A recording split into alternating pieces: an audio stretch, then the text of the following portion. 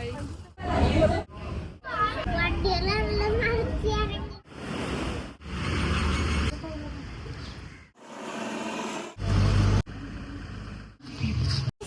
ഹെലികോപ്റ്ററിലേക്ക് കയറാൻ പോവുകയാണ്.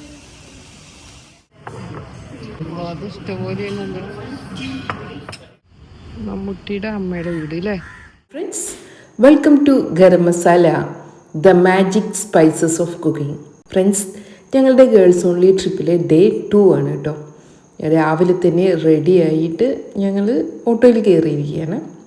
ഇന്നലത്തെ പോലെ തന്നെ പോകുന്നത് ബ്രോഡ്വേയിലോട്ടാണ്. വളരെ ലേറ്റായിട്ട് ബ്രേക്ക്ഫാസ്റ്റ് കഴിച്ചിട്ട് ഇറങ്ങിയത്. എനിക്ക് പിന്നെ അധികം ബ്രേക്ക്ഫാസ്റ്റ് വേണ്ട. എൻ്റെ കൂടെയുള്ളവരും തന്നെ അധികം ബ്രേക്ക്ഫാസ്റ്റിനോട് ഇൻട്രസ്റ്റ് ഇല്ല. അതുകൊണ്ട് തന്നെ ബ്രേക്ക്ഫാസ്റ്റിന് വേണ്ടിയിട്ട് കുറേ സമയം സ്പെൻഡ് ചെയ്യേണ്ടി വന്നില്ല. നിങ്ങൾ വിചാരിച്ചിട്ടുണ്ടാവും ബ്രോഡ്വേയിലോട്ടാണ് പോകുന്നത് എന്ന് പറഞ്ഞപ്പോൾ വീണ്ടും എന്താണെന്നല്ലേ. പക്ഷേ ഇന്നത്തെ യാത്ര ഫോർട്ട് കൊച്ചിയിലോട്ടാണ് കേട്ടോ. ഫോർട്ട് കൊച്ചിയിലോട്ട് നമ്മൾ പോകുകയാണെങ്കിൽ ഒരു ദിവസം മുഴുവനും സ്പെൻഡ് ചെയ്യാനുള്ളതുണ്ട് ഫോർട്ട് കൊച്ചിയും മട്ടാഞ്ചേരിയായിട്ടും.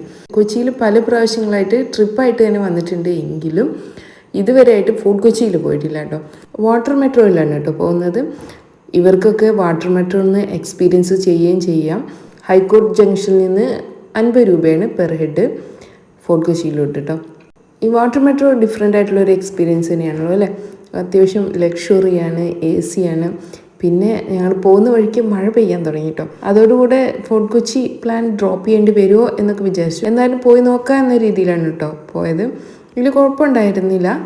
വാട്ടർ മെട്രോനെ പറ്റി പറയുകയാണെങ്കിൽ കൊച്ചിയിലെ വിവിധ ഭാഗങ്ങൾ ഒന്നിപ്പിക്കുന്ന ഒരു ഫെറി സർവീസാണ് വാട്ടർ മെട്രോ. ഇന്ത്യയിലെ ആദ്യത്തെ വാട്ടർ മെട്രോയാണ് കൊച്ചിയിലുള്ളത്. ഈ വാട്ടർ മെട്രോ പൂർണ്ണമായിട്ട് പ്രവർത്തിക്കാൻ തുടങ്ങുമ്പോഴേക്കിനും 38 ടെർമിനലുകൾ ഉണ്ടാകുന്നുണ്ട്. അതുപോലെ തന്നെ 76 കിലോമീറ്ററിൽ വ്യാപിച്ച് കിടക്കുന്ന 16 റൂട്ടുകൾ ഉണ്ടായിരിക്കും. ആദ്യം വൈപ്പിനിലോട്ടാണ് കേട്ടോ പോകുന്നത്.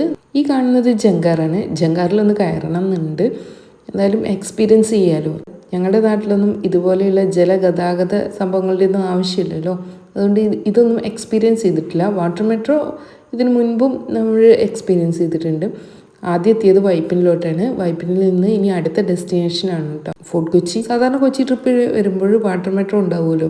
അതിൽ ഞങ്ങൾ ചെയ്യാറുള്ളത് നേരെ ഹൈക്കോർട്ടിൽ നിന്ന് ടിക്കറ്റ് എടുക്കും, പിന്നെ വൈപ്പിനിൽ ഇറങ്ങും. പിന്നെ വൈപ്പിനിൽ നിന്ന് ഒന്നുകിൽ തിരിച്ച് നമ്മൾ ട്രാവലർ വരും, അതല്ലെങ്കിൽ തിരിച്ച് അതേപോലെ വാട്ടർ മെട്രോയിൽ പോകും കേട്ടോ. നല്ല മഴക്കാറുണ്ടായിരുന്നു കേട്ടോ. അതുകൊണ്ട് തന്നെ ബ്രൈറ്റ്നസ് ഒക്കെ കുറവായിരുന്നു. ഫോർട്ട് കൊച്ചിയിൽ എത്തുമ്പോഴേ നമുക്ക് കാണാൻ സാധിക്കുന്നത് കേട്ടോ ഈ ചൈനീസ് ഫിഷിനായിട്ട്. അങ്ങനെ ഫോർട്ട് കൊച്ചിയിലെത്തി നേരെ എത്തിയത് വാസ്കോ ഡ ഗാമ സ്ക്വയറിലോട്ടാണ് കേട്ടോ. ഫോർട്ട് കൊച്ചിയിൽ എവിടെയൊക്കെ വിസിറ്റ് ചെയ്യണം എന്നുള്ളത് ഞങ്ങൾ നേരത്തെ തന്നെ പ്ലാൻ ചെയ്ത് വെച്ചിരുന്നു. ആദ്യം ഞങ്ങൾ കയറിയത് പാർക്കിലോട്ടാട്ടോ, നെഹ്റു പാർക്കിലോട്ടാണ്. മെട്രോയുടെ ടെർമിനലിൽ നിന്ന് നടന്നു പോകാനുള്ള ദൂരമേ ഉള്ളൂ കേട്ടോ. പാർക്കിൽ അധികം സമയം സ്പെൻഡ് ചെയ്തിട്ടില്ല. ഇവിടെ നമുക്ക് ഗൈഡുകളൊക്കെ കിട്ടും കേട്ടോ. നമുക്ക് 2 hours കൊണ്ട് ഓട്ടോയിൽ എല്ലാ ഏരിയകളും കാണിക്കും എന്നൊക്കെ പറഞ്ഞിട്ട് ഒരുപാട് ഗൈഡുകളൊക്കെ ഉണ്ടായിരുന്നു. ഞങ്ങൾ ഓൾറെഡി പ്ലാൻ ചെയ്തായിരുന്നു എവിടെയെല്ലാം പോകണം എന്നുള്ളത്. പിന്നെ ഒരു റഷായി ചെയ്യാതെ വളരെ റിലാക്സ് ആയിട്ട് കാര്യങ്ങൾ ചെയ്യണം എന്ന് വിചാരിച്ചത് കൊണ്ട് തന്നെ ഞങ്ങൾ സ്വയം പോകാമെന്ന് കേട്ടോ വിചാരിച്ചത്. പിന്നെ ബീച്ച് സൈഡിലൂടെ ഒന്നും ഗൈഡിൻ്റെ ഒരു ആവശ്യം ഇപ്പോൾ ഉള്ളതായിട്ട് തോന്നിയതുമില്ല. വേണമെന്നുണ്ടെങ്കിൽ നമുക്ക് അപ്പോൾ ഹയർ ചെയ്യാമെന്ന് വിചാരിച്ചു. പാർക്കിൽ നിന്ന് ഇറങ്ങിയിട്ട് നേരെ നടക്കുക കേട്ടോ ചെയ്തത്. ഇവിടെ ഒരു ഷോപ്പിംഗ് ഏരിയ തന്നെ ഉണ്ട് കേട്ടോ. പിന്നെ കുറേ ഫിഷൊക്കെ വിൽക്കാൻ വെച്ചിട്ടുണ്ട്. അതുപോലെ തന്നെ പല സോവനിയേഴ്സും ഉണ്ട്, നമുക്ക് പർച്ചേസ് ചെയ്യാം. ഈ വാക്ക് വേയിൽ നിന്ന് നമുക്ക് ചൈനീസ് ഫിഷിംഗ് നെറ്റ് കാണാം. അതേപോലെ തന്നെ ബീച്ച് സൈഡും ഇവിടെ നിന്ന് കേട്ടോ കാണുന്നത്. ആർക്കെങ്കിലൊക്കെ ഗിഫ്റ്റ് ചെയ്യണം എന്നുണ്ടെങ്കിൽ നമുക്ക് ഇവിടുന്ന് സൊവനീറൊക്കെ പർച്ചേസ് ചെയ്യാം. ഇവർ രണ്ടുപേരും എന്ത് പർച്ചേസ് ചെയ്യണം എന്നുള്ള ഒരു കൺഫ്യൂഷനിൽ നിൽക്കുകയായിരുന്നു. അവസാനം 2 പേർക്കും ഓരോ ക്യാപ്പ് വാങ്ങിച്ചു കൊടുത്തു കേട്ടോ. കാരണം ഇപ്പോൾ അത്യാവശ്യമുള്ളത് അതാണ്. നല്ല ചൂടും വെയിലൊക്കെയാണ്, അപ്പോൾ ബെസ്റ്റ് ഇത് തന്നെയാണല്ലോ. ഞാൻ പിന്നെ ഓൾറെഡി ക്യാപ്പ് കൊണ്ടുവന്നിരുന്നു. ഇതിന് മുൻപ് ഒരു ട്രിപ്പ് പോയപ്പോൾ ഫൈസർക്ക് വാങ്ങിച്ചതാണ്. അത് ഞാനിപ്പോൾ 1-2 ട്രിപ്പിലായി യൂസ് ചെയ്യുന്നു കേട്ടോ. ബീച്ചിലൂടെ മുന്നോട്ട് പോകുമ്പോഴും നമുക്ക് നല്ല ഫോട്ടോ പോയിൻറ്റ്സ് ഒക്കെ കാണാം കേട്ടോ. ചൈനീസ് ഫിഷിംഗ് നെറ്റിൻ്റെ ബാക്ക്ഗ്രൗണ്ടിൽ വെച്ചിട്ട് ഫോട്ടോസ് നമുക്ക് എടുക്കാം. അതുപോലെ തന്നെ കായലിൻ്റെയും കടലിൻ്റെയൊക്കെ ബാക്ക്ഗ്രൗണ്ടിൽ നമുക്ക് ഫോട്ടോസ് എടുക്കാം കേട്ടോ. എന്തായാലും നല്ലൊരു എക്സ്പീരിയൻസ് തന്നെയായിരുന്നു. പിന്നെ ഈ ചൈനീസ് ഫിഷിംഗ് നെറ്റ് ആണല്ലോ ഫുഡ് കൊച്ചിയുടെയും അതല്ല കൊച്ചിയുടെ തന്നെ ഒരു മുഖമുദ്ര എന്ന് പറയാനും. അപ്പോൾ ഇത് എല്ലാം ഇവിടെ കീപ്പ് ചെയ്യുക തന്നെ ചെയ്യുക കേട്ടോ. ടൂറിസ്റ്റുകളെ അട്രാക്റ്റ് ചെയ്യുന്നതിന് വേണ്ടിയിട്ടും അവർക്ക് ഇതിൻ്റെ കാര്യങ്ങൾ എക്സ്പ്ലെയിൻ ചെയ്ത് കൊടുക്കുന്നതിന് വേണ്ടിയിട്ടൊക്കെ കേട്ടോ. പിന്നെ നമുക്ക് പേയ്മെൻറ്റ് ചെയ്തിട്ട് ഇതിൻ്റെ അടുത്ത് പോയിട്ട് അതിൻ്റെ വർക്ക് മെക്കാനിസം ഒക്കെ കാണാം. പെർ ഹെഡ് 100 റുപ്പീസ് വെച്ചിട്ടാണ് അവർ വാങ്ങിക്കുന്നത്. പിന്നെ ഇവിടെ ഒരു ചേട്ടൻ ഫിഷിംഗ് ചെയ്യുന്നുണ്ടായിരുന്നു. കുറച്ച് സമയം അതൊക്കെ നോക്കി നിന്നിട്ട് ഞങ്ങൾ നേരെ മുന്നോട്ട് നടക്കുകയാണ്. അടുത്തതായിട്ട് നമുക്ക് കാണാൻ സാധിക്കുന്നത് ബോയിലേഴ്സാണ്. ഇത് സ്റ്റീം ബോയിലേഴ്സാണ് കേട്ടോ. 1956 വരെ യൂസ് ചെയ്തിരുന്നത് ഈ ബോയിലേഴ്സാണ് കേട്ടോ. ഇതിൽ ഫ്യൂവലായിട്ട് യൂസ് ചെയ്തിരുന്നത് വുഡ് അതുപോലെ തന്നെ ചാർക്കോളൊക്കെയാണ് കേട്ടോ. ഇനി സൈഡിലൂടെയുള്ള ഒരു പാത്വേയിലൂടെ ഞങ്ങൾ മുന്നോട്ട് പോയപ്പോൾ കാണാൻ സാധിച്ചതാണ് ബാസ്റ്റിൻ ബംഗ്ലാവ്. പോർച്ചുഗീസുകാർ ഉണ്ടാക്കിയിട്ടുള്ള ഫോർട്ട് ഇമ്മാനുവൽ 7 കൊത്തളങ്ങളോട് കൂടിയിട്ടുള്ളതായിരുന്നു കേട്ടോ.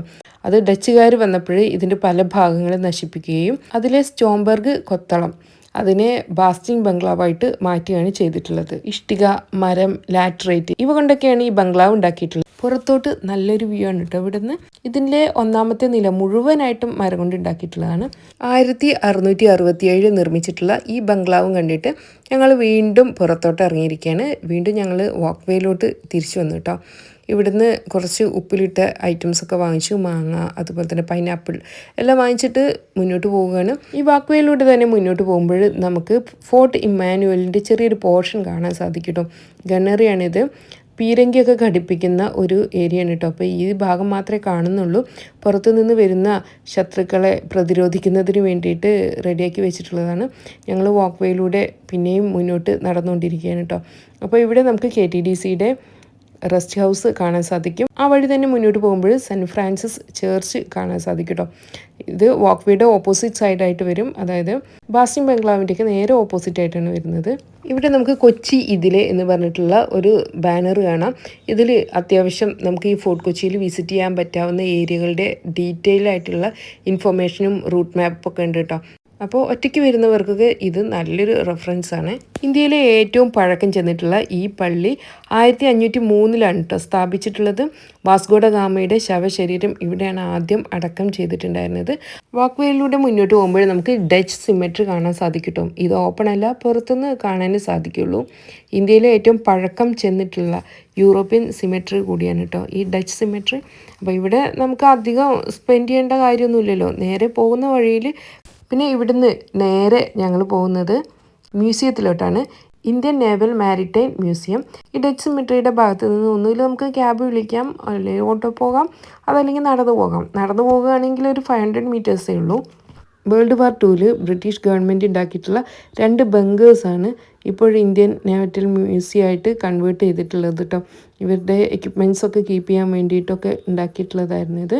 പക്ഷേ യുദ്ധത്തിന് ശേഷം ഇത് പൊളിച്ചു കളയാൻ കഴിയാത്ത വിധം അത്രയും സ്ട്രോങ് ആയതുകൊണ്ട് തന്നെ അവരവിടെ ഉപേക്ഷിച്ച് പോവുകയാണ് ചെയ്തത്. 2001 ഈ ബങ്കേഴ്സിനെ സദൻ നേവൽ കമാൻഡ്സ് ഒരു മ്യൂസിയമായിട്ട് കൺവേർട്ട് ചെയ്യാൻ തീരുമാനിക്കുകട്ടോ ചെയ്തേ. അങ്ങനെയാണ് നമുക്ക് ഇപ്പോൾ കാണുന്ന ഈ നേവൽ മ്യൂസിയം ലഭിച്ചത്. ഇവിടെ നമുക്ക് സ്ലൈഡ് ഷോ ഉണ്ട്. ഒരു 3-4 തവണയൊക്കെ ഡെയിലി സ്ലൈഡ് ഷോ ഉണ്ടായിരിക്കും. അതിൻ്റെ സമയമാകുമ്പോൾ നമുക്ക് ഇൻഫർമേഷൻ ലഭിക്കും. അപ്പോൾ നമുക്ക് സ്ലൈഡ് ഷോ റൂമിൽ പോയിട്ട് കാണാൻ സാധിക്കും. ഈ മ്യൂസിയത്തിന് തിങ്കളാഴ്ച അവധിയാണ്. ഫസ്റ്റ് ബംഗറിൽ നമുക്ക് കേരളത്തിൻ്റെ ഹിസ്റ്ററി, മാരിടൈം ഹിസ്റ്ററി ആണ് ഡിസ്പ്ലേ ചെയ്തിട്ടുള്ളത്. 3D ഡിസ്പ്ലേ ആണ് കേട്ടോ. അതുപോലെ തന്നെ കേരളത്തിൻ്റെയും ഇന്ത്യയുടെയും ഒക്കെ ട്രേഡ് ലിങ്കുകളെ പറ്റിയിട്ടൊക്കെ നല്ല രീതിയിൽ തന്നെ ഇവിടെ ഡിസ്പ്ലേ ചെയ്തിട്ടുണ്ട്. അത് ബ്രിട്ടീഷുകാരായിട്ടാണെങ്കിലും പോർച്ചുഗീസുകാരായിട്ടാണെങ്കിലും ഡച്ചുകാരായിട്ടാണെങ്കിലും അറബികളായിട്ടാണെങ്കിലും ഉള്ള എല്ലാ ഹിസ്റ്ററികളും നമുക്കിവിടെ വാച്ച് ചെയ്യാൻ സാധിക്കും കേട്ടോ. വാസ്കോഡ ഗാമയുടെ വരവ്, അതേപോലെ തന്നെ കുഞ്ഞാലി മരക്കാരുടെ റെസിസ്റ്റൻസ്, അതെല്ലാം ഇവിടെ എക്സിബിറ്റ് ചെയ്തിട്ടുണ്ട്.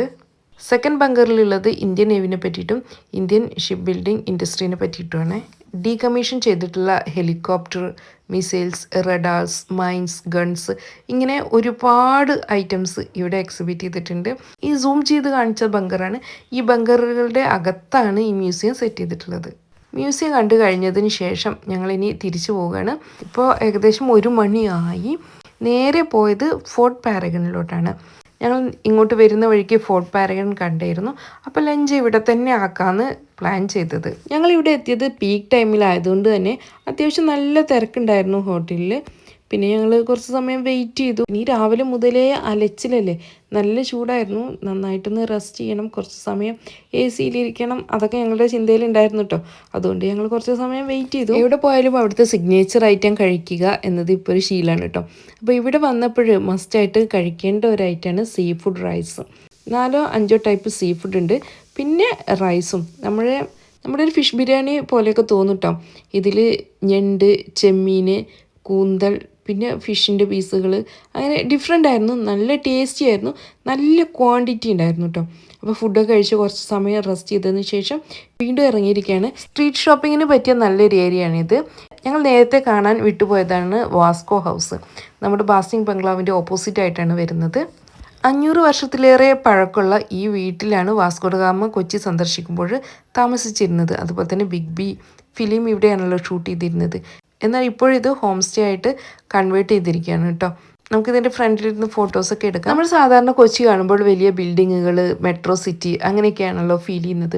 പക്ഷേ ഫോർട്ട് കൊച്ചിയിൽ വന്നതിന് ശേഷമാണ് കൊച്ചിയുടെ തനതായിട്ടുള്ള പൈതൃകം മനസ്സിലായത്. ഇത്രയും പഴക്കമുള്ള ബിൽഡിങ്ങുകൾ, ഇതൊന്നും ഒരിക്കലും നശിപ്പിക്കാൻ സാധിക്കില്ല. പൈതൃക നഗരമായിട്ട് പ്രഖ്യാപിച്ചത് കൊണ്ട് തന്നെ ഇത് നമ്മൾ കീപ്പ് ചെയ്യുക വേണം കേട്ടോ. അതിനുശേഷം ഇനി അടുത്ത ഡെസ്റ്റിനേഷനിലോട്ട് പോവുകയാണ്. ഞങ്ങൾ പോകുന്നത് മട്ടാഞ്ചേരിയിലോട്ടാണ്. ഒരു ഓട്ടോയ്ക്ക് സെറ്റാക്കിയിട്ടുണ്ട്. ഇവിടുന്ന് ഏകദേശം ഒരു 100 റുപ്പീസിൻ്റെ റണ്ണിങ് ഉണ്ട് മട്ടാഞ്ചേരിയിലോട്ട്. ഫ്രണ്ട്സ്, വളരെ ഈസി ആയിട്ട് സിമ്പിളായിട്ട് നമുക്ക് വിസിറ്റ് ചെയ്യാവുന്നതാണ് ഫോർട്ട് കൊച്ചി. കുറച്ച് നന്നായിട്ട് തന്നെ നടക്കാനുണ്ട് കേട്ടോ. പക്ഷെ നമുക്ക് ഗൈഡിൻ്റെ ഒന്നും ആവശ്യമില്ലാതെ തന്നെ ഒരു ഹാഫ് ഡേ കൊണ്ട് നമുക്ക് വിസിറ്റ് ചെയ്യാവുന്നതാണ് ഫോർട്ട് കൊച്ചി. പക്ഷെ നമ്മൾ നേരത്തെ എത്തണം. ലേറ്റായിട്ട് എത്തിയാൽ ഹാഫ് ഡേ കൊണ്ട് കംപ്ലീറ്റ് ചെയ്യില്ല. അപ്പോൾ ഫോർട്ട് കൊച്ചിയുടെ വീഡിയോ ഇവിടെ അവസാനിപ്പിക്കുകയാണ്. ഇനി അടുത്തത് മട്ടാഞ്ചേരിയിലെ വിശേഷങ്ങളാണ്. അത് നമുക്ക് അടുത്ത വീഡിയോയിൽ കാണാം. Thanks for watching.